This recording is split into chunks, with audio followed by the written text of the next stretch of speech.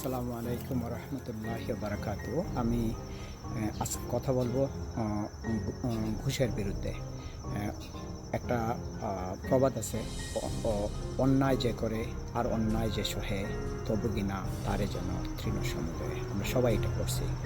সময় এসেছে ঘুষের বিরুদ্ধে দাঁড়ানোর। আহ, কেউ যদি ঘুষ চায় অথবা নেয়, অথবা কেউ যদি ঘুষ দেয়, তারা দুজনই অপরাধী, তাদেরকে ধরিয়ে দিয়ে দিন। এর জন্য প্রপার যে কলিং নাম্বার আছে ছাত্র জনতার, ওই নাম্বারে কল করেন অথবা পুলিশের হাতে সোপর্দ করেন।